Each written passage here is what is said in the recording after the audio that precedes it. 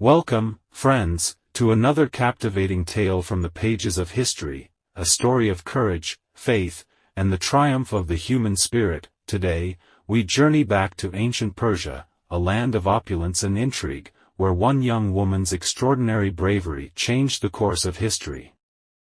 In the bustling city of Susa, during the reign of King Xerxes, a Jewish orphan named Esther found herself thrust into a world of luxury and danger. Little did she know that her journey would lead her to the very heart of power, where she would risk everything to save her people from destruction. Join me as we delve into the timeless story of Esther, a tale that continues to inspire and captivate audiences around the world. So sit back, relax, and prepare to be transported to a world of palace intrigue, noble sacrifice, and unwavering faith. This is the story of Esther, a heroine for the ages. In the ancient land of Persia, during the reign of King Xerxes, there lived a young Jewish girl named Esther. She was an orphan, raised by her cousin Mordecai, a respected man among their people. The Jews were a minority in the vast Persian Empire, but they lived peacefully among their neighbors. One day, King Xerxes decided to hold a grand banquet in the capital city of Susa. It was a lavish affair, attended by nobles, officials, and dignitaries from all corners of the empire. During the festivities, the king, in his drunken state, summoned his queen, Vashti, to display her beauty before the guests. But Queen Vashti refused, which greatly angered the king. As a result, he deposed her from her position as queen. Now, the king's advisors suggested that a search be made for a new queen. Beautiful young women from every province of the empire were brought to the palace in Susa to undergo a year of preparation before they would be presented to the king. Among these young women was Esther. Esther was a stunning beauty, but she also possessed a kind and gentle spirit. Despite the allure of the palace and the opportunity to become queen, Esther remained humble and obedient to her cousin Mordecai's guidance. During her time in the palace, Esther kept her Jewish heritage a secret, following Mordecai's advice. Meanwhile, Mordecai, who regularly visited the palace gates to check on Esther, overheard a plot to assassinate the king.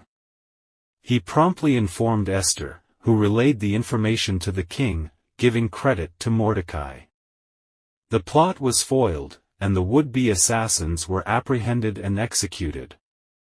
As time passed, Esther's grace and charm won the favor of everyone she encountered, including King Xerxes. Eventually, the king chose Esther to be his queen, and a great banquet was held to celebrate her coronation. But amidst the splendor of the palace, trouble was brewing. One of the king's officials, Haman, was filled with pride and ambition. He demanded that everyone bow down to him as he passed by, but Mordecai, Esther's cousin, refused to bow, citing his loyalty to the God of Israel. Haman was outraged by Mordecai's refusal and sought revenge not only against Mordecai but against all the Jews in the empire. He convinced King Xerxes to issue a decree that all Jews should be annihilated on a certain day, and he cast lots, or pur, to determine the date for this mass slaughter. When Mordecai learned of the decree, he tore his clothes in mourning and sent word to Esther, urging her to go before the king and plead for the lives of her people. But Esther hesitated, for to approach the king without being summoned was to risk her own life, as no one was allowed to enter the king's presence without his invitation. Mordecai's words pierced Esther's heart, and she realized that she had been placed in the palace for such a time as this. Summoning all her courage, Esther resolved to take action, saying, "Go, gather together all the Jews who are in Susa, and fast for me. Do not eat or drink for 3 days, night or day. I and my attendants will fast as you do. When this is done, I will go to the king, even though it is against the law. And if I perish, I perish."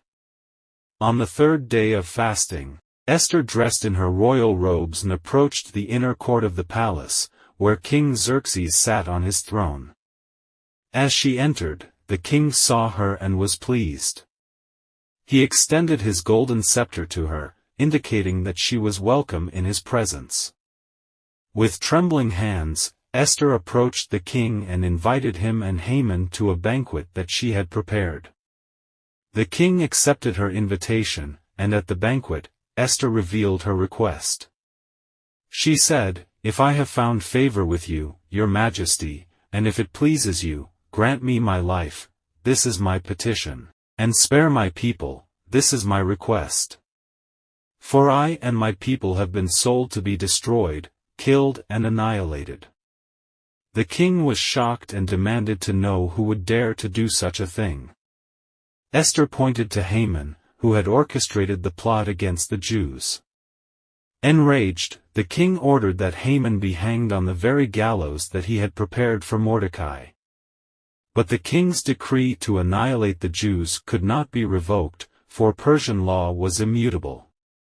Instead, King Xerxes issued a new decree, allowing the Jews to defend themselves against their enemies on the appointed day. When that day arrived, the Jews throughout the empire rose up against those who sought to destroy them, and they were victorious. Mordecai was appointed as the king's chief advisor, and Esther's bravery and faithfulness were celebrated for generations to come. The story of Esther reminds us that even in the darkest of times, faith and courage can prevail.